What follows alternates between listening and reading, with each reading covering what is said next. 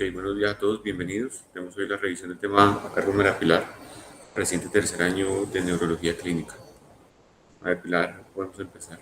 Bueno, buenos días a todos. Muchísimas gracias, doctor, pues como por la introducción. Es un gusto para mí estar aquí en el servicio de fisiatría. Mi nombre es María del Pilar Agudelo, como dice el doctor. Soy residente de la Universidad de Antioquia de Neurología. Y ahorita digo entonces esta charla, enfermedad de Parkinson o parkinsonismo atípico, lo que antes se conocía como parkinsonismo plus. ¿Cómo diferenciarlos? Esta entonces es la tabla de contenido que vamos a tratar hoy. Vamos a hacer una pequeña introducción. Vamos a hablar un poco de enfermedad de Parkinson. Después vamos a, digamos, viajar un poco o hablar un poco sobre los parkinsonismos atípicos para así poder diferenciarlos. Y finalmente entonces hablaremos algunas conclusiones. Vamos a empezar entonces. Hablamos de Parkinson o de parkinsonismo desde que James Parkinson en 1817 describió unos 6 pacientes en su monografía Ensayo sobre la parálisis agitante. James Parkinson vio estos pacientes en su consulta, algunos incluso los vio en la calle. ¿Y qué vio en común James Parkinson en estos pacientes? Estos pacientes presentaban un temblor en reposo, tenían una marcha arrastrada, una postura encorvada, una alteración del sueño y constipación. Y a estos pacientes con estos síntomas o con esta constelación de síntomas les puso parálisis agitante. Sin embargo, posteriormente, Charcot también describió en estos pacientes y agregó entonces a esta constelación de síntomas la bradicinesia y la rigidez, y fue Charcot quien llamó a la enfermedad de Parkinson en honor a James Parkinson. En 1967 empiezan entonces a usar la levodopa, a ensayarla en estos pacientes con enfermedad de Parkinson. Y se dieron cuenta que en muchos pacientes funcionaba, era algo casi milagroso. Los pacientes pasaban de estar rígidos y temblorosos a moverse con tranquilidad.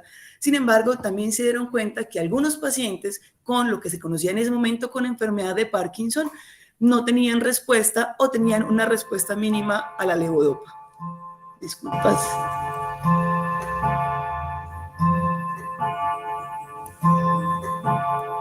Bueno,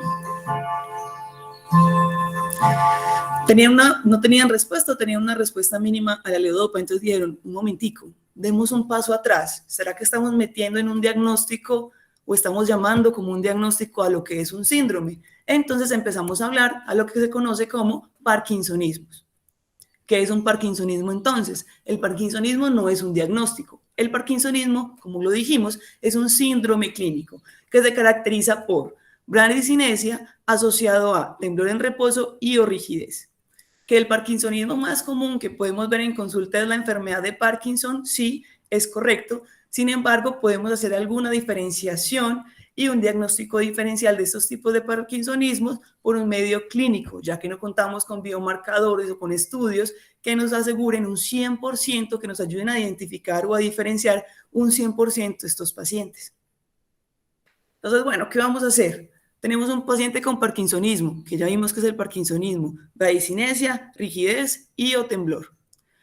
Adicionalmente, entonces vamos a ver si este parkinsonismo se da por una causa secundaria, es decir, está generada por algún estresante o por alguna alteración ya sea metabólica o medicamentosa, alguna toxina, algún trauma, y si no es así, entonces vamos a ubicarnos hacia el parkinsonismo primario, que puede ser enfermedad de Parkinson, que puede ser esporádico o familiar, que es poco, pero se presenta, o puede ser un parkinsonismo atípico.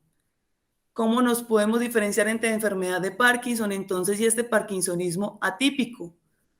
Bueno, pues por lo regular entonces estos parkinsonismos atípicos tienen una progresión más rápida, tienen una inestabilidad postural más rápida entre los primeros 3 años, van a tener una mala respuesta a la levodopa, que recordemos que así fue como los empezaron a sospechar, van a tener una parálisis de la mirada vertical, disautonomía temprana, apraxia, demencia temprana y signos piramidales o cerebelosos, pero esto lo vamos a desarrollar más adelante. No es tan fácil como nos lo pinta de pronto el diagrama de flujos o el mapa conceptual de atrás. Ojalá fuera tan fácil, porque realmente la enfermedad de Parkinson, el Parkinson hereditario, los parkinsonismos atípicos, que es los que vamos a hablar hoy, hablar hoy, o los parkinsonismos secundarios, realmente como lo muestra esta imagen, pues se pueden mezclar muchas veces y puede ser difícil llegar a un diagnóstico o incluso a diferenciarlos. Se puede llegar a un subdiagnóstico, a hacer un mal diagnóstico. Sin embargo, a pesar de que se parecen tanto estos síndromes parkinsonianos, pues ha habido un esfuerzo importante detrás tratando de diferenciar un poco su patología y su comportamiento. Y es lo que vamos a ver entonces más a continuación. Empecemos entonces con el parkinsonismo más común. Empecemos con la enfermedad de Parkinson. Sabemos que es una enfermedad idiopática, es una enfermedad neurodegenerativa y de hecho es la enfermedad neurodegenerativa la segunda más común. Se da alrededor de los 65 años y se estima que más o menos afecta el 1% de la población mayor de 60 años en Estados Unidos. Y más o menos entonces tiene una incidencia de 160 por 100.000 pacientes mayores de 65 años. Y al parecer, o se ha visto, que tiene mayor riesgo en hombres. ¿Qué es lo que pasa entonces en esta enfermedad de Parkinson?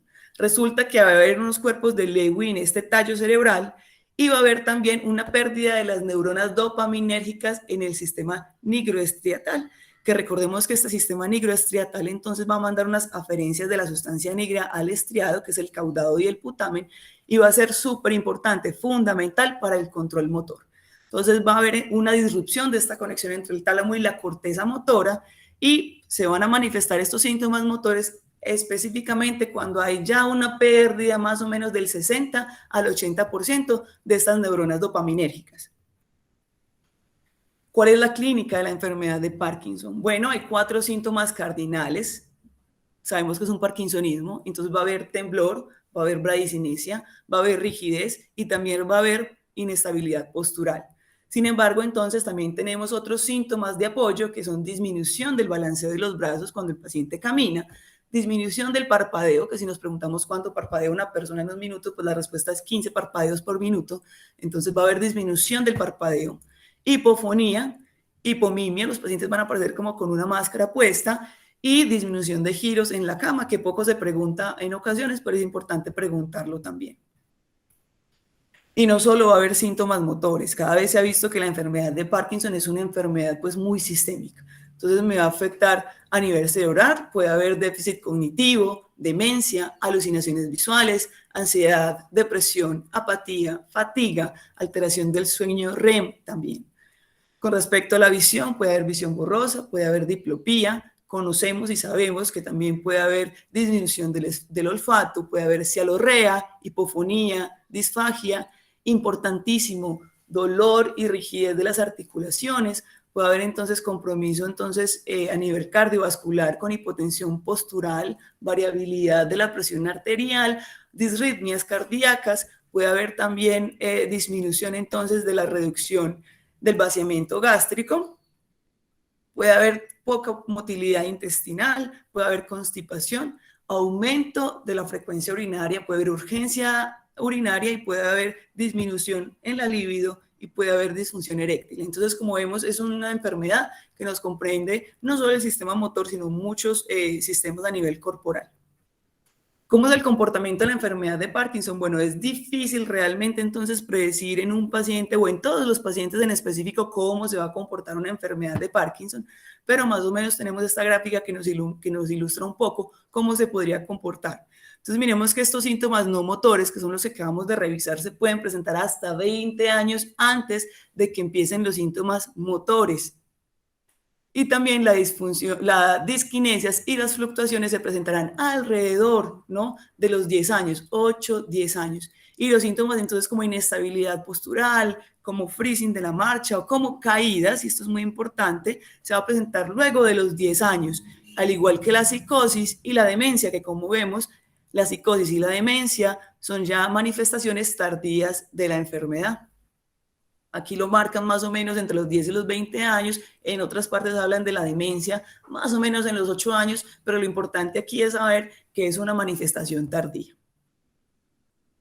¿Cómo hacemos el diagnóstico? Bueno, el diagnóstico se hará con la clínica, con la historia clínica y con el examen físico, porque como ya lo dijimos y cómo se va a repetir en estos parkinsonismos que vamos a hablar, no hay paraclínicos que nos confirmen el diagnóstico.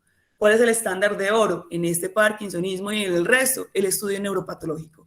Sin embargo, la Movement Disorders Disorder Societies en el 2015, o la Sociedad de Movimientos Anormales en el 2015, nos generó unos criterios diagnósticos y nos dicen entonces, para hablar de enfermedad de Parkinson, primero tenemos que saber que estamos ante un parkinsonismo, nuevamente, bradicinesia, temblor y o rigidez, y adicionalmente vamos a tener unos criterios soportes que nos van a ayudar a hablar de esta enfermedad de Parkinson. Entonces, que el paciente tenga una buena respuesta a la dopamina. Recordemos entonces que los parkinsonismos atípicos, o como antes se les conocía, los parkinsonismos plus, no van a tener esa buena respuesta a la terapia dopaminérgica. Que el paciente presente un temblor en reposo, que tengan disinesias, que son estos movimientos coreiformes, más adelante los vamos a ver, inducidos por este medicamento, por la levodopa, o que el paciente tenga una prueba diagnóstica auxiliar positiva. Entonces, estas pruebas diagnósticas auxiliares positivas son unas pruebas diagnósticas que se necesita que tengan más del 80% de especificidad. No las he visto hacer en nuestro medio. ¿Cuáles serían entonces? Estas hiposmias marcadas con pruebas estandarizadas que muestren una hiposmia importante o una anosmia, o demostrar la denervación simpática cardíaca. Entonces, una de esas dos pruebas positivas habría parte de estos criterios de soporte. Y tenemos estas banderas rojas, que es muy importante tenerlas en la mente y que las vamos a ir mirando en las enfermedades que se vienen pues a continuación. Estas banderas rojas son esas banderas rojas que, como en las relaciones, nos dicen, uy, pilas, que aquí puede pasar algo peligroso, diferente a la enfermedad de Parkinson. Entonces, ¿cuáles son? Un deterioro rápido de la marcha, que el paciente me caiga a silla de ruedas en los primeros 5 años. Que por el contrario el paciente empiece con una sintomatología y no progrese, se quede ahí todo el tiempo, o sea, tenga una ausencia de progresión.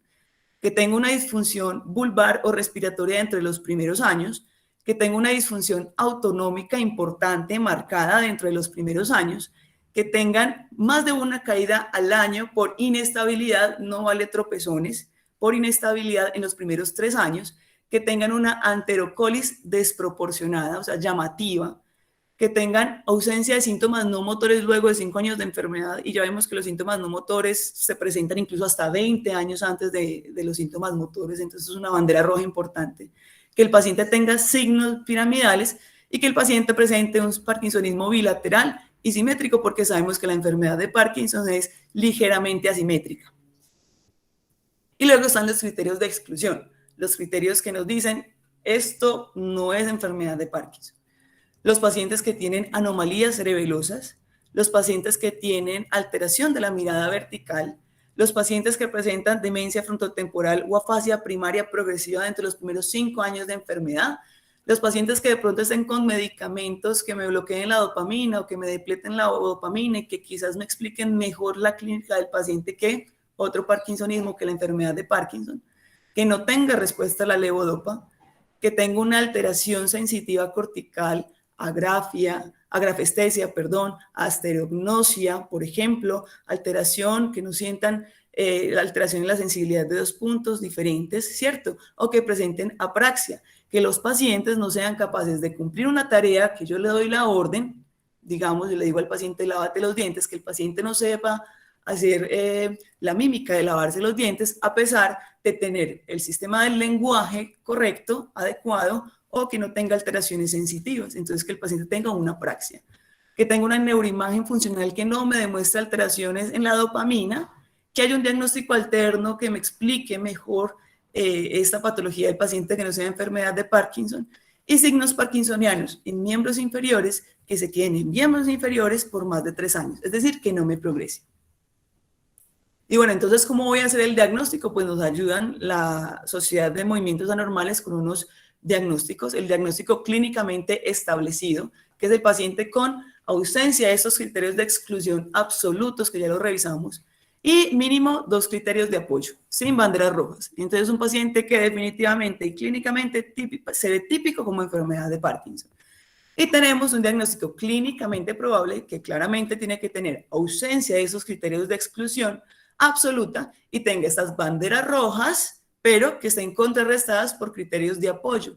Y es súper importante que no se permiten más de 2 banderas rojas para esta categoría. Si no, si tiene más de 2 banderas rojas, estamos hablando de otro parkinsonismo atípico. El tratamiento.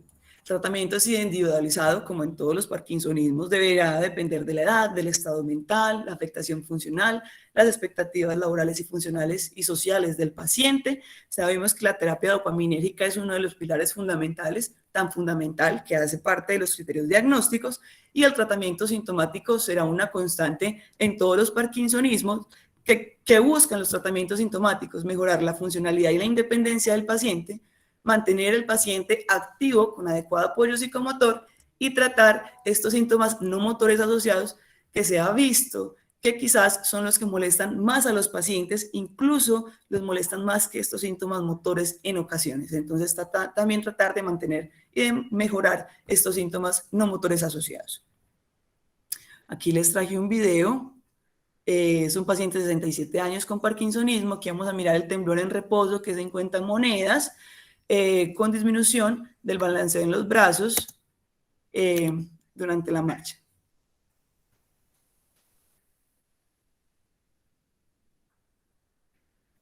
Un temblor en reposo, muy de cuentamonedas,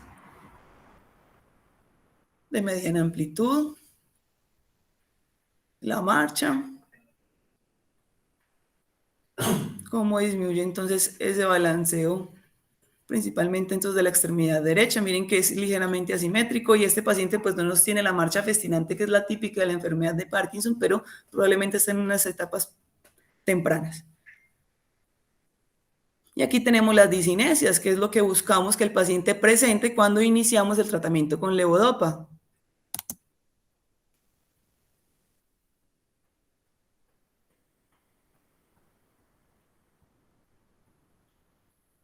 Entonces, miren que son esos movimientos involuntarios, creiformes, desordenados, ¿no? No solo de las extremidades y de las extremidades superiores e inferiores, sino que también se le veía algo en el cuello, ¿no?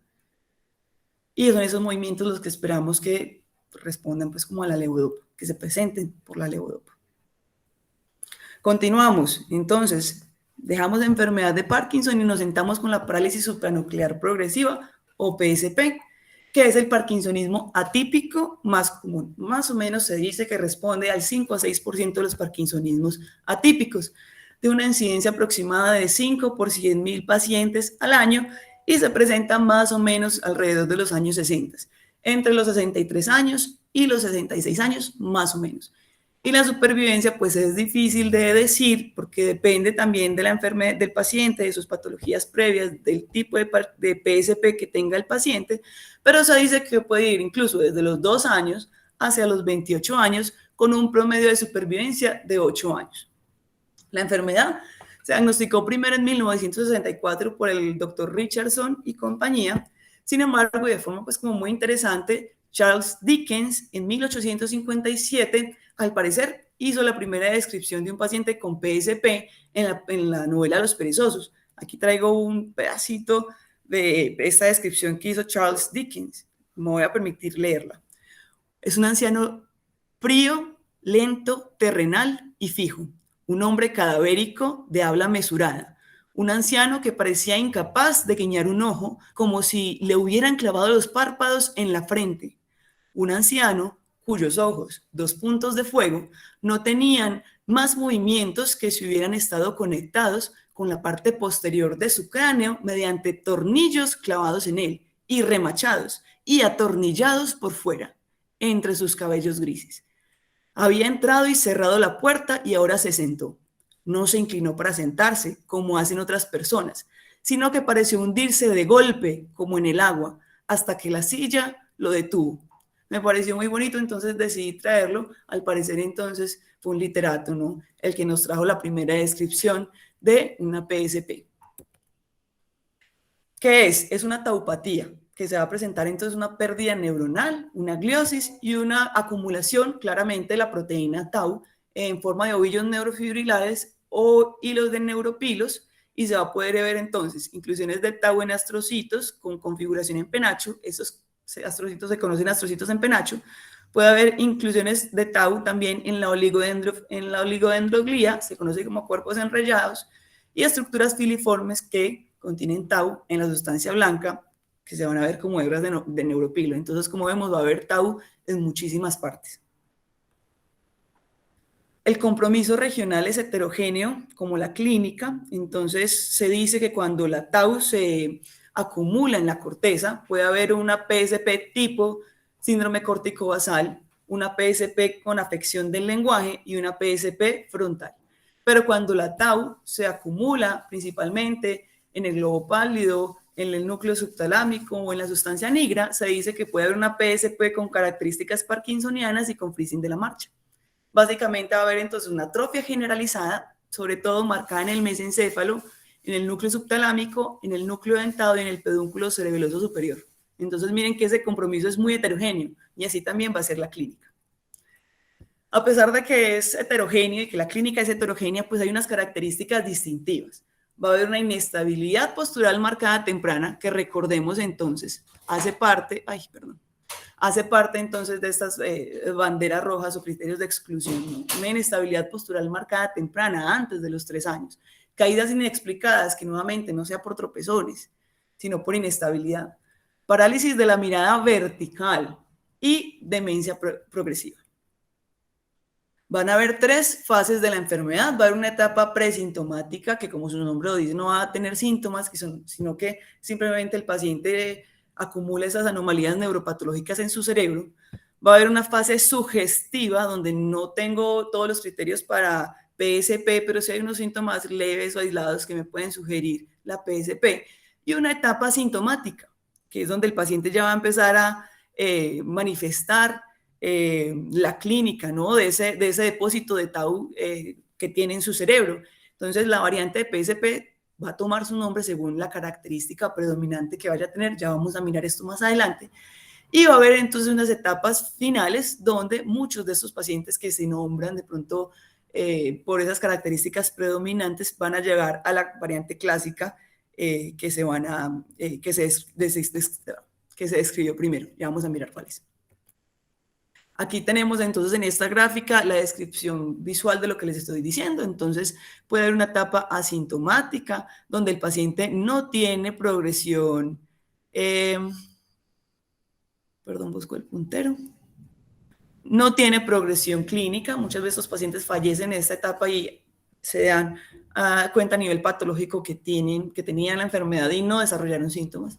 Después pueden tener esto PSP sugestiva y finalmente pasarán a esta PSP que se va a manifestar o que se va a llamar según esas características principales que van a tener, y pueden pasar entonces a la PSP tradicional o al síndrome de Richardson posteriormente. Algunos, no todos, muchos fallecen en esa PSP, en esa variante de PSP.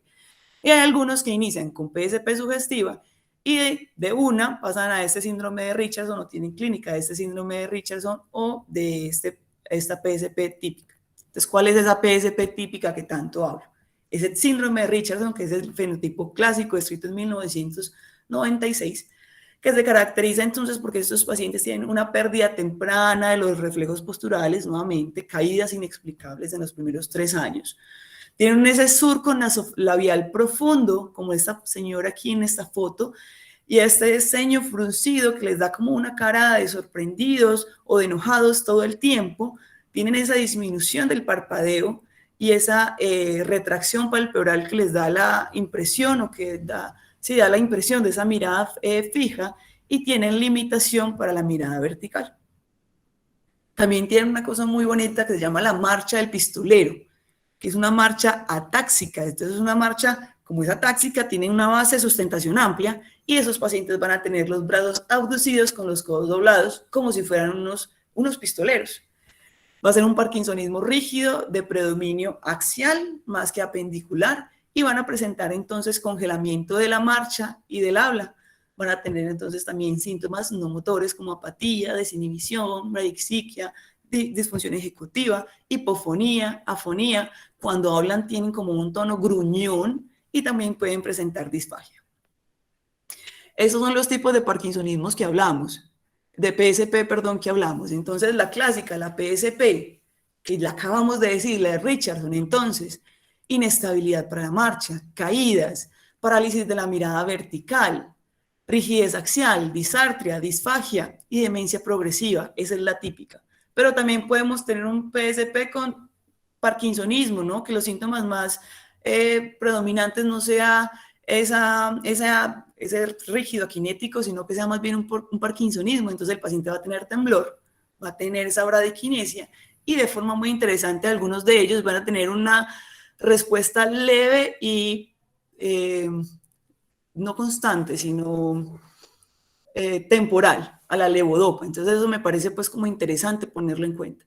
También podemos tener una PSP que sea rígida, cinética pura, una PSP que se asocia a un síndrome corticobasal, y entonces empecemos a encontrar síntomas corticales allí, apraxia también, distonía. Podemos tener una PSP que se asocia a una demencia frontotemporal, entonces que antes de los síntomas motores del paciente empiece con cambios de comportamiento, con predilección por comidas, con alteraciones en su función ejecutiva, y una PSP también con esclerosis lateral primaria, entonces que tengan unos síntomas de neuromotora superior o signos de espasticidad, o una P cerebelosa que, como su nombre lo dice, pues tenga síntomas cerebelosos asociados. Entonces así es como se diferencia un poco la PSP según cuál sea su síntoma predominante, aunque muchos de ellos terminarán en la PSP clásica. El diagnóstico, nuevamente, no hay biomarcadores. Historia clínica y examen físico, diagnóstico definitivo como la enfermedad de Parkinson y el resto de parkinsonismos, una autopsia. Sin embargo, hay una cosa muy bonita aquí que tenemos que estar muy pendientes, es la resonancia magnética de encéfalo, que ya dijimos que esos pacientes van a tener atrofia del mesencéfalo y también van a tener atrofia del pedúnculo cerebeloso superior.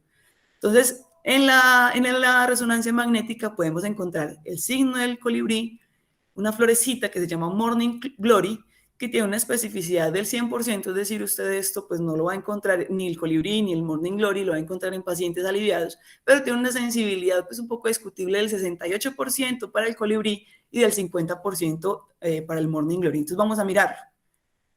A la derecha, aquí tenemos el signo del colibrí, ese mesencéfalo está muy atrófico, entonces ese puente se ve panzón, lo que me da una apariencia de colibrí, y con los ojos de la fe, este mesencéfalo que también está atrofiado, tiene un poco aquí esta concavidad que me va a dar la forma entonces de la flor Morning Glory. Si no lo vemos, entonces aquí una ayudita. Aquí claramente el colibrí, digamos, del San Vicente, y aquí está el Morning Glory, que es un poco con los ojos de la fe. Esto es un mesencéfalo normal y eso es un mesencéfalo atrófico, entonces que va a tener esa concavidad que me va a dar forma entonces de esa florecita que se llama o está identificada como Morning Glory. Y aquí entonces, nuevamente, si lo vemos, y no nos lo están mostrando, pero si lo vemos, aquí tenemos el colibrí y aquí tenemos una atrofia del pedúnculo cerebeloso superior muy impresionante, que nos lo están marcando con esas flechitas blancas. El tratamiento, nuevamente, entonces, va a ser sintomático.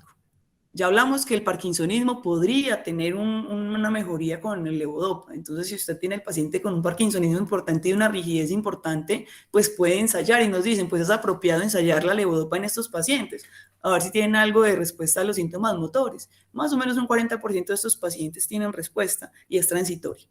Si tiene alteraciones en la marcha y riesgos de caída, entonces, pues terapia física, elementos de asistencia, para la distonía del blefarospasmo, entonces la toxina botulínica, para la espasticidad y las contracturas, entonces podemos utilizar relajantes musculares como el baclofeno, podemos utilizar entonces la terapia del lenguaje, para la dieta incluso, alteración o modificación en la dieta, cuidados entonces para evitar la aspiración de los pacientes. Para la ciarrolorrea podemos utilizar anticolinérgicos, toxina botulínica en la glándula parótida o incluso goticas de atropina sublinguales.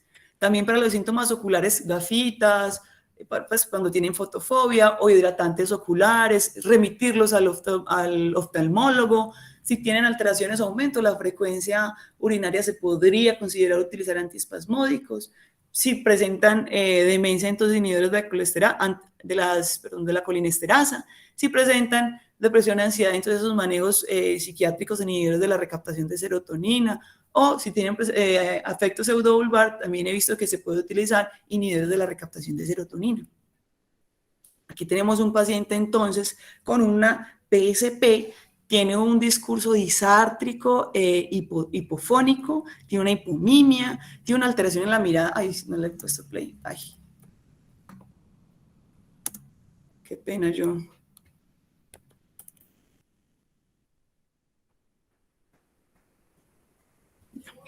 Una alteración entonces de la mirada vertical, braquinesia moderada, rigidez en las extremidades y una inestabilidad postural.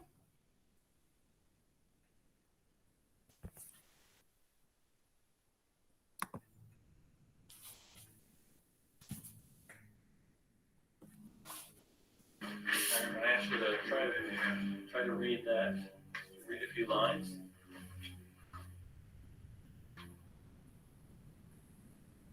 Out loud. When sunlight strikes rainbows in the air, raindrops in the air, they goes on from the colors of a rainbow. Entonces, ahí está el discurso hipotónico disártrico. Y si me preguntan a mí, suena también un poquito como gruñido. The rainbow is a division of light, of white light into many different beautiful colors. These take the shape of a long round arch which span high up out of engines to end approximately currently beyond the horizon. There is accordingly to that an boiling pot of gold that one in. You will look, but no one ever finds it. Can you look up at the ceiling for me? Miremos los movimientos oculares, Look down at the floor. cómo esa mirada vertical está Look to your right. tan comprometida, y miren esta mirada horizontal cómo se ve de lenta, estas sacadas, este seguimiento y las sacadas horizontales cómo están de lentas, ¿no? Y cómo no logra mirar al techo. Y aquí también me parece muy bonito, lo voy a poner pausa un segundito, miremos entonces estos pliegues, cómo están demarcados y cómo se le marca también entonces estos pliegues frontales, dándole la expresión entonces de sorprendido.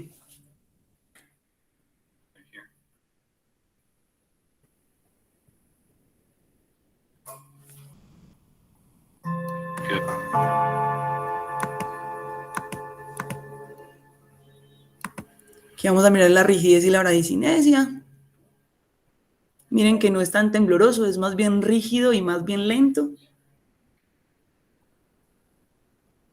Put your left hand down. Left hand down. Go like that for me. All the way open. All the way open.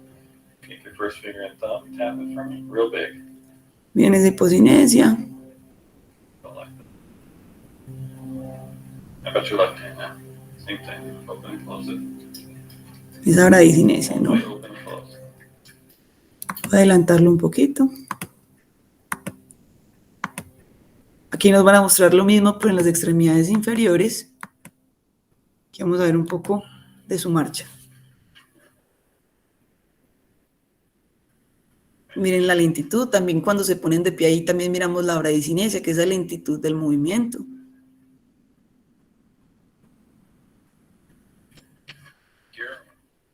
Y entonces miremos cómo camina. Aumento la base de sustentación, los brazos un poco flejados, y ahí está la marcha del pistolero. Turn this way towards the wall. Y miremos esa inestabilidad postural tan importante. Vamos a ver entonces cómo tiene esta alteración postural.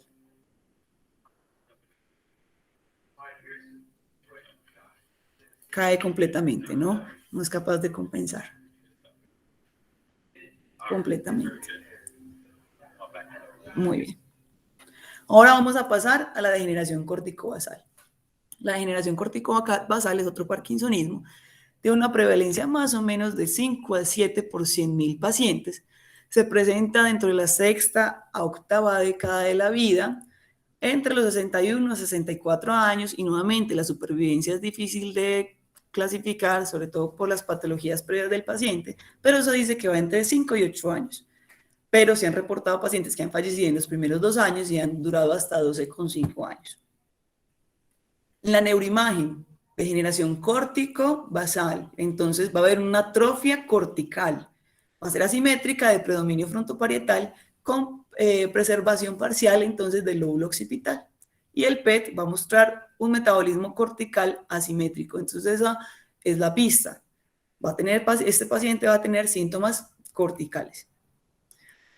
En la patología, atrofia cortical asimétrica, nuevamente predominio frontoparietal con conservación occipital, va a tener neuronas vacuoladas en áreas atróficas corticales que se conocen como neuronas avalonadas, y en esas neuronas vacuoladas lo que va a haber es neurofilamentos, tau y ubiquitina.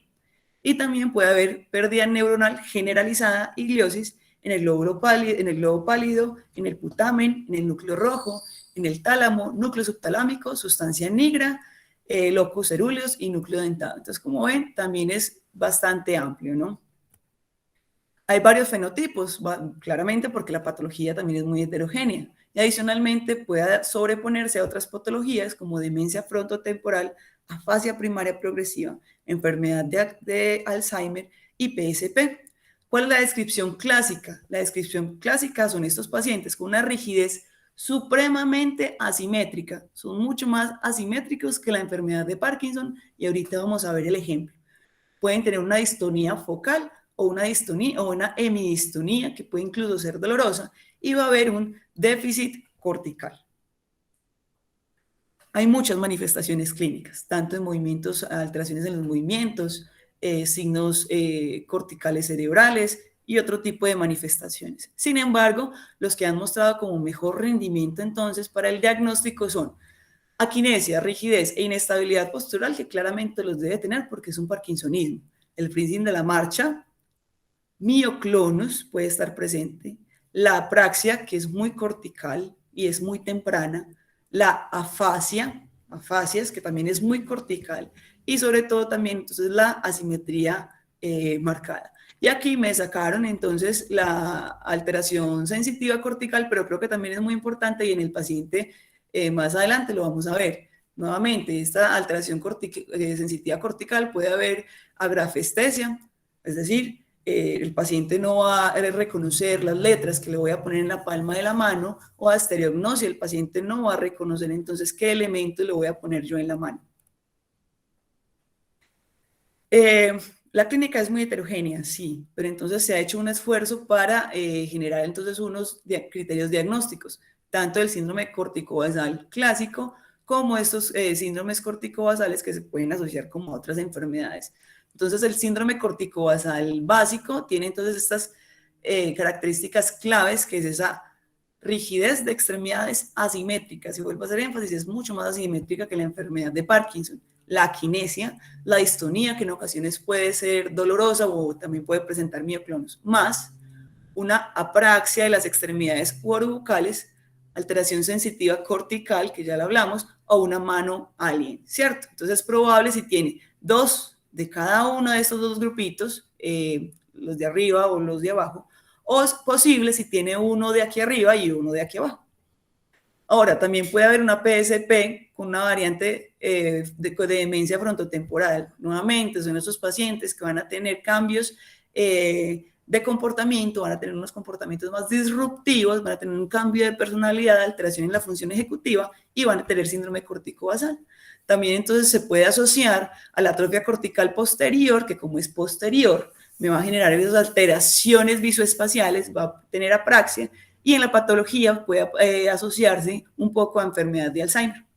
Y puede haber entonces síndrome corticobasal asociada a la afasia no fluente, que básicamente es un discurso en el que el paciente se esfuerza mucho porque tiene básicamente una apraxia del lenguaje. O puede haber un síndrome corticobasal asociada a una parálisis supranuclear progresiva. Como ven, es heterogéneo, pero se ha hecho el esfuerzo para hacer como estos criterios diagnósticos de estas variantes. El tratamiento nuevamente es de soporte, es multidisciplinario. La actividad física se recomienda de forma temprana y recurrente. Nuevamente, como es un parkinsonismo atípico, tiene poca mejoría con la terapia dopaminérgica. Podemos utilizar levetiracetam o clonazepam para el manejo de las mioclonías y la toxina botulínica para las distonías y la rigidez dolorosa. Aquí tenemos un paciente con una degeneración corticobasal. Voy a ir saltándolo porque es un poquito largo, pero voy a ver si logramos entonces ver como las cosas como más llamativas. Es un paciente de 80 años con una disfunción, ¿ok? Con una disfunción entonces, ya vamos a ver. Paciente de 80 años entonces con una alteración de sus extremidades. Es extremadamente asimétrico. La rigidez que presenta en su miembro superior izquierdo es muy importante. La bradicinesia que presenta. Yes, and those are so vague that it's difficult actually to Can you say. use your left arm anymore, or? My left arm is almost useless. Dice, mi brazo izquierdo está casi que inútil, ¿no? Disorder. Absolutamente rígido. And I insisted that something wasn't quite right. Él habla que la enfermedad le inició hace un par de años, él habló con su médico internista y él lo remitió entonces a una evaluación He finally donde el neurólogo. arranged for a neurology exam. And has any medication helped you? Le preguntan si alguna medicación le ha servido Say that they have. y dice que absolutamente no. And look up for me. Logra mirar hacia el techo, Keep your head still. That's as high as I can get. Look up for me. Look up. Look down. Look up again. Look down for me. I'll want your eyes open. Down. Up again. Look to your right. And to your left. Shrug your shoulders. levanta los brazos, no puede levantar el miembro superior izquierdo. Relax. I want you to hold your arms out for me as best you can. Vamos a mirar entonces cómo está esa bradicinesia comparativa en las dos extremidades. So you The can't, supination of the left arm is really can't do it at all. Dice, no soy capaz de hacer supinación. Put your left arm down Súper with lento. your right hand right in front of you. Open and close your hand like so, fast as you can. Miren, no tiene como tanta bradicinesia en su miembro Tap superior your first finger derecho. like so, real big. Logra hacer el tapping. And rotate it. Ujú. Okay. Now with your left Ahora le dicen con la mano izquierda. your left hand now. Go like this, the best you can. Lo mejor que Open. puede. Entonces él se ayuda un poco para Put your levantarla. left hand, open and close your left hand. Miren esa bradicinesia tan impresionante que tiene en su miembro superior izquierdo.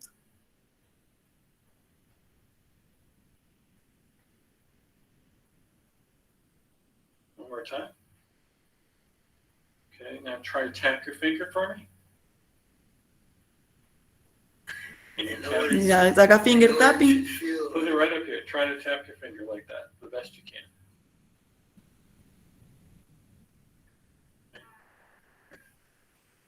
Really can't Muy do bien. that. No lo logra.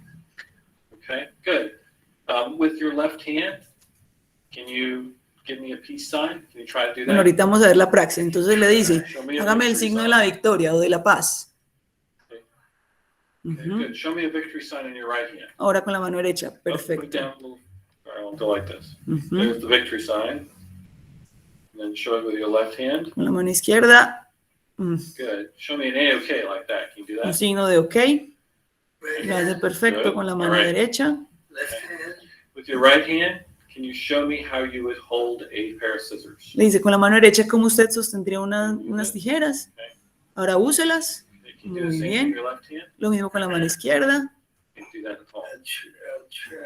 Dice, voy a intentarlo. Okay. Very good. No lo logra hacer. I'm gonna come across here. I'm gonna just show something.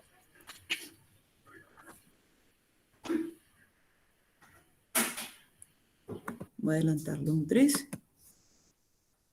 Aquí le está viendo la rigidez, que es más llamativa en el miembro superior izquierdo. Y aquí va a darle algo. Vamos a mirar.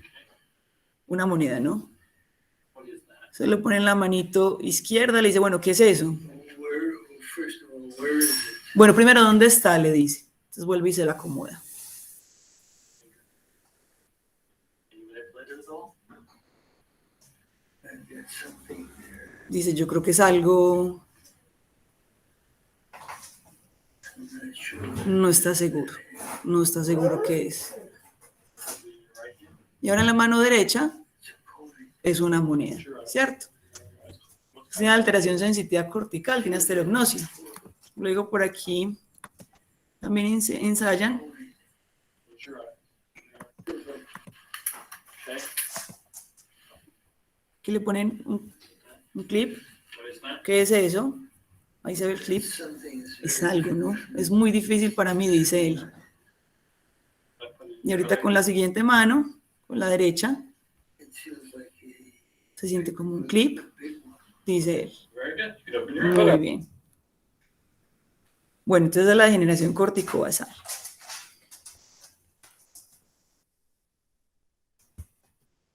Atrofia de múltiples sistemas. Es una enfermedad neurodegenerativa de rápida progresión motora, se da alrededor, ¿no?, de la sexta década de la vida y al parecer no tiene proyección de género. Tiene una incidencia estimada de menos de un caso por 100.000 personas y una prevalencia de casi 5 casos por 100.000 personas. Y la supervivencia es difícil decir, se estima que puede ir entre 6 y 10 años, pero ha habido casos incluso hasta de 15 años. Son pacientes que lo más importante en esos, o sea, que es algo súper llamativo, es esta insuficiencia autonómica. Ya lo vamos a ir viendo a lo largo, pues, de la atrofia de múltiples sistemas. Y el paciente puede tener síntomas parkinsonianos asociados y anomalías cerebelosas. De la patología, entonces, recordemos una atrofia de múltiples sistemas. Entonces, es una pérdida y atrofia neuronal generalizada. Tiene compromiso de las vías nigroestriatal, cerebelar, autonómico y córtico espinal. Se va a ver comprometida la sustancia nigra, el globo pálido, el cerebelo, el pedúnculo cerebeloso medial, las olivas inferiores, el tracto corticoespinal, las células de estas anteriores, en fin, o sea, es muy generalizado. Y los hallazgos microscópicos característicos va a ser como inclusiones citoplasmáticas en las células gliales de alfa-sinucleína, principalmente en el globo pálido. La clínica, entonces, vemos que es muy generalizado, pero tenemos que estar pendientes porque puede tener igualmente una fase premotora, una fase motora. La fase premotora incluso se presenta en el 75% de los casos, entonces cuando lo estemos sospechando, pues habrá que preguntarlo. Este paciente empezará, recordemos que la disautonomía es súper importante en ellos, entonces empezará con disfunción sexual, incontinencia o urgencia urinaria o retención urinaria, van a tener un ortostatismo muy importante, estridor inspiratorio y alteración del sueño REM. Y ya en la parte motora, el paciente puede tener una atrofia de múltiples sistemas, donde lo que predomina es el parkinsonismo, o una atrofia de múltiples sistemas, donde lo que caracteriza sean síntomas cerebelosos. Entonces, en el parkinsonismo, ¿qué se puede esperar? Rigidez y bradicinesia, que puede ser simétrico, aunque en ocasiones puede ser asimétrico. Puede haber un temblor postural y de acción hasta en el 50% de estos pacientes. Ese temblor en cuentamonedas que vimos tan característico del Parkinson en la atrofia de múltiples sistemas realmente es inusual.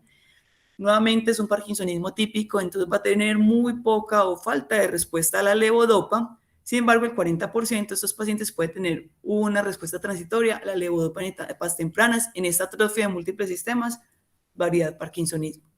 Ahora, en la atrofia de múltiples sistemas, variedad cerebelosa, va a haber síntomas cerebelosos. Entonces, el paciente va a tener amplitud de la base de sustentación, ataxia de extremidades, temblor de acción, nistagmus evocado por la mirada, que recordemos que es diferente al nistagmus de mirada extrema, que es fisiológico. Este nistagmus evocado por la mirada se da a los 45 grados, no a la mirada extrema, sino a los 45 grados, y cambia la direccionalidad. El paciente puede tener espasticidad, signos piramidales y Babinski hasta en el 50% de los casos.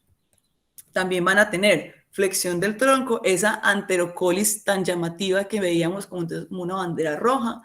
Esa distonía también la pueden presentar de manos y pies y pueden presentar caídas recurrentes, disfonía, babeo y disfagia que se presentan principalmente en la enfermedad avanzada. También pueden presentar síntomas no motores y, como ya dije, quizás son los que más nos van a llamar la atención. Entonces va a haber una disautonomía severa y temprana, una caída de 30 milímetros de mercurio de la presión arterial sistólica o una caída de 15 milímetros de mercurio de la presión arterial diastólica después de yo poner al paciente de pie, después de 3 minutos de haber puesto al paciente de pie. Eso va a hablar de una hipotensión ortostática. También puede haber alteraciones urogenitales, incontinencia, urgencia urinaria, nicturia, vaciamiento incompleto, en los hombres una disfunción eréctil, en las mujeres una hiposensibilidad en la actividad sexual, y esto es tan importante en ellos y es tan llamativo que se ha calculado que hasta el 50% de pacientes ha pasado por cirugías urogenitales antes del diagnóstico. También entonces los síntomas cardiovasculares, súper importante la hipotensión ortostática, también van a tener mareo, debilidad, presíncope, náuseas, alteraciones respiratorias como estridor inspiratorio, que puede ser diurno o nocturno en la enfermedad avanzada, y pueden presentar apnea del sueño. Constipación, anomalías pupilomotoras, alteración de la termorregulación, entonces pueden tener incluso la sudoración disminuida, incluso hasta que finalmente se desaparezca. Pueden tener incontinencia emocional, pueden tener cambios comportamentales y dolor. Este es más o menos cómo se comporta la enfermedad en el tiempo. Entonces miremos acá la etapa premotora, ¿no? El paciente todavía no tiene síntomas motores, disfunción sexual, disfunción urinaria, alteración del sueño REM, hipotensión ortostática. Luego entonces empezamos con la parte clínica, ¿no? Entonces empieza de pronto, aparte de tener este ortostatismo y esta disfunción del sistema nervioso simpático, entonces ya empieza a haber o parkinsonismo o características cerebelosas. Luego tenemos entonces unos signos piramidales y empieza entonces ya después las caídas recurrentes, la alteración de las disfunciones ejecutivas. Más o menos la enfermedad se dice que dura en un promedio de 10 años.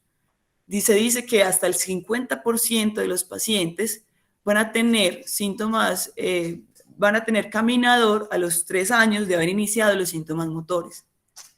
60% de estos pacientes van a tener silla de ruedas a los 5 años de haber iniciado los síntomas motores, y se estima que más o menos a los 6 a 8 años de haber iniciado los síntomas motores, estos pacientes podrían estar en estancia en cama.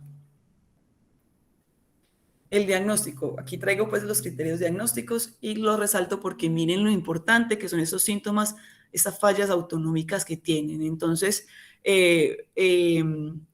el diagnóstico probable se hace entonces con esas características o con estas alteraciones autonómicas que tengan incontinencia urinaria o que tengan hipotensión ortostática. Nuevamente entonces una disminución de 30 milímetros de mercurio al poner de pie el paciente después de 3 minutos en su presión arterial sistólica o 15 en la diastólica. También debe tener una pobre respuesta a la levodopa o puede tener un síndrome cerebeloso asociado, porque sabemos atrofia múltiple sistémicos parkinsonianos o cerebelosa. Ahora, la posible, nuevamente, es un paciente con parkinsonismo o con síndromes cerebelosos con algunos síntomas que sugieran disfunción autonómica. Y asociado entonces a, en este caso de posible, necesitamos asociarlo a otras características adicionales que nos apoyen el diagnóstico de atrofia de múltiples sistemas, que van a ser entonces Babinski, va a ser estridor, o otros síntomas de parkinsonismo, otros síntomas de cerebelosos, o que tengan una atrofia en la resonancia magnética del putamen, del pedúnculo cerebeloso medio, del puente del cerebelo, o que tengan alteraciones entonces en la PET. El tratamiento, nuevamente, entonces, en el predominio parkinsoniano, podemos hacer el ensayo, entonces, de mejorar un poco los síntomas con la levodopa. Sin embargo, recordemos que estos pacientes la hipotensión ortostática es muy importante, entonces hay que hacer un aumento muy lento de la levodopa, entonces, para disminuir, para no empeorar esa hipotensión ortostática. Si no hay respuesta, se recomienda no suspender completamente el tratamiento porque puede hacer abstinencia y eso puede empeorar los síntomas. Nuevamente, para las distonías, la toxina botulínica puede ser una buena idea. Para el temblor de acción y el mioclono, podemos utilizar gabapentino, clonazepam, y la neurorehabilitación, la terapia ocupacional y del lenguaje, pues son supremamente importantes en estos pacientes. Aquí tenemos un paciente con atrofia de múltiples sistemas. Este paciente tiene unos síntomas, bueno, miremos aquí la descripción que nos da el continuum, ¿no? Que también es muy importante que la miremos.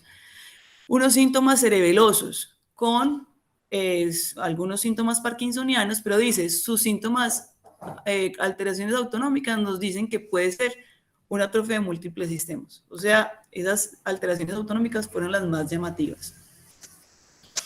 Aquí le está haciendo la maniobra de Romberg, que la maniobra de Romberg realmente la utilizamos para cordones posteriores.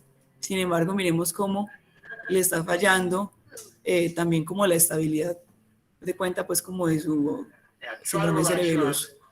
Miren esa amplitud de la base de sustentación, esa rigidez, también se ve lento.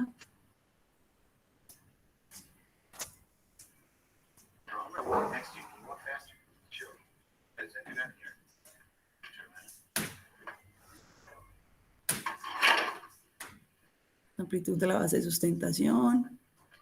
Ese giro en bloque, ¿no? También. Y esa disminución del balanceo. Y miremos entonces la estabilidad postural. Miren esos pasos tan largos, ¿no? Muy bien. Ahora vamos a hablar un poco de demencia por cuerpos de Lewy. Es la segunda causa de demencia neurodegenerativa. La primera es la enfermedad de Alzheimer. Hasta el 5% de la población general lo puede presentar. La relación hombre-mujer es muy similar. Tiene un inicio gradual entre la sexta y la novena década de la vida y la supervivencia es variable, pero puede ir entre los 5 a los 7 años con la enfermedad. Los cambios macroscópicos son inespecíficos, pero puede haber cuerpos, inclusiones de cuerpo de Lewis, que son alfa-sinucleína. Sin embargo, es importante tener en cuenta que hasta el 10% de pacientes sin demencia pueden tener inclusiones de alfa-sinucleína y no necesariamente están enfermos. Sin embargo, entonces la clínica se genera cuando estos cuerpos de Lewis se encuentran en el sistema límbico o en el neocórtex. Hay 5 cosas que tenemos que preguntar en la clínica. Los síntomas cognitivos, que recordemos, es una demencia, van a ser supremamente importantes. El parkinsonismo que se va a presentar, a la larga es un parkinsonismo. Síntomas conductuales, trastorno del sueño y síntomas autonómicos. Los síntomas cognitivos preceden al parkinsonismo a 12 meses. Recordemos que en la enfermedad de Parkinson los síntomas cognitivos se presentan por allá después de los 10 años, en algunas partes después de los 8 años, pero aquí, dentro de los primeros 12 meses, van a iniciar las quejas cognitivas en estos pacientes que tienen un parkinsonismo. Va a ser un inicio insidioso y gradual. Estos pacientes van a tener una fluctuación de la atención, del lenguaje y de la orientación, que también es una pista muy importante. Van a tener una alteración visoespacial, disfunción ejecutiva y menor compromiso de memoria. Perdón, no sé si alguien está hablando.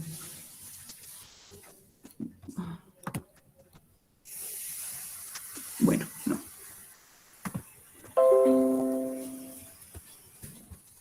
Voy a acelerar un poquitico. El parkinsonismo es más sutil, los síntomas axiales son importantes y poca respuesta a la levodopa, como lo sabemos. Los síntomas conductuales tienen unas alucinosis visuales complejas, son alucinosis porque los pacientes ven cosas, son alucinaciones, pero tienen autocrítica, eso se conoce como alucinosis. También pueden presentar depresión y apatía. Tienen trastornos del sueño REM, somnolencia diurna, SAOS, síndrome de piernas inquietas y también pueden tener alteraciones autonómicas como hipotensión ortostática, síncope, alteración en la sudoración, seborrea, etc. Tenemos unos síntomas como cardinales, que son las fluctuaciones en la cognición, como ya lo dijimos, esa atención entonces que fluctúa en el tiempo, esas alucinaciones muy bien formadas, muy complejas con autocrítica, esa alteración del sueño REM y obviamente tiene que estar acompañado porque es un parkinsonismo con síntomas parkinsonianos. El tratamiento, entonces, hay que tener cuidado porque estos pacientes van a tener hipersensibilidad a los medicamentos antipsicóticos. Por eso, en el caso de que los pacientes presenten alucinosis y no sean muy molestos para ellos, pues no se les da tratamiento, sino más bien educación. En el caso de necesitarlo, pues se hace un inicio lento de aumento gradual y el tratamiento, entonces, igual que el resto de parkinsonismo, será un tratamiento sintomático y un acompañamiento, pues, como continuo. Listo, llegamos hasta aquí. Y entonces, bueno, ¿cómo diferenciarlo? Yo espero que no hagamos llegado así como Chloe. Bueno, en estas últimas 2 diapositivas voy a resumir toda la presentación. Voy a dar las ideas más importantes. Entonces tenemos el paciente con parkinsonismo. Busquemos las banderas rojas. Tiene una progresión rápida en la enfermedad. De pronto tiene unas caídas tempranas, una inestabilidad muy importante, muy temprana. Ausencia de temblor o un temblor mínimo, tendrá de pronto mioclonus, tendrá poquita respuesta a levodopa prendemos alarmas, estudiamos este paciente. ¿Qué otras cosas nos pueden sugerir entonces un parkinsonismo atípico? Movimientos oculares anormales, tiene alteración en la mirada vertical, o de pronto le encuentro síntomas piramidales, será una atrofia de múltiples sistemas, o le veo una disautonomía muy berraca, iniciando la enfermedad, será una atrofia de múltiples sistemas, una disartria muy importante, una disfonía, un estridor, sea una MS. De pronto entonces lo que tiene es una apraxia, una extremidad alien, tendrá unos mioclonus, tendrá unas alteraciones sensitivas corticales, será un síndrome corticobasal, o tendrá una demencia muy temprana. Entonces pensar, ¿será una enfermedad por cuerpos de Levy? ¿Será una PSP? Entonces lo que tenemos que hacer entonces es recordar entonces un poco las diferencias, ¿no? Entonces tenemos taupatías, que ya las vimos, PSP, síndrome corticobasal, o alfa-sinucleínas, atrofia de múltiples sistemas, o deterioros por cuerpos de Levy. Entonces, PSP, inestable y atáxico. Recordemos entonces la marcha de la que ya hablamos, del pistolero. Caídas tempranas, acordémonos, estos pacientes se caen mucho en los primeros años. Distonía, esa distonía facial que parece que está sorprendido o enojado. Respuesta a la levodopa, un poco de respuesta a la levodopa, no nos preocupemos, es posible. Y es de parkinsonismo más axial y más simétrico que apendicular. Y las sacadas son súper importantes en la PSP, limitación de la mirada vertical. Ahora, degeneración corticobasal, recordemos entonces, síndromes piramidales pueden estar presentes, tanto unilateral como bilateral. Apraxia de la marcha o pasos pequeños, recordemos, alteración cortical, corticobasal. Distonía, puede haber una distonía incluso dolorosa y asimétrica en las extremidades. Mioclonus se puede presentar. Parkinsonismo puede ser, pero sobre todo asimétrico. Acordémonos del paciente con esa kinesia tan brava. Y déficit cortical, que va a haber, qué pena, apraxia, agnosia y astereognosia, como lo vimos en el paciente. En la atrofia de múltiples sistemas, acordémonos de esas disautonomías tan importantes, tan severa de forma inicial. Los signos cerebelosos, recordemos que pueden estar presentes, así como los signos parkinsonianos. Y los signos piramidales también pueden estar presentes y ser bilaterales. Y la distonía, va a haber esa antercolis tan llamativa, principalmente de forma axial. Y la degeneración, la demencia por cuerpos de Levy, entonces unas alteraciones cognitivas tempranas, frontales o corticales, unas alucinosis, que el paciente va a tener autocrítica, esos mioclonus pueden estar presentes y la marcha va a ser muy similar a la enfermedad de Parkinson, va a ser a pequeños pasos. Bueno, muchísimas gracias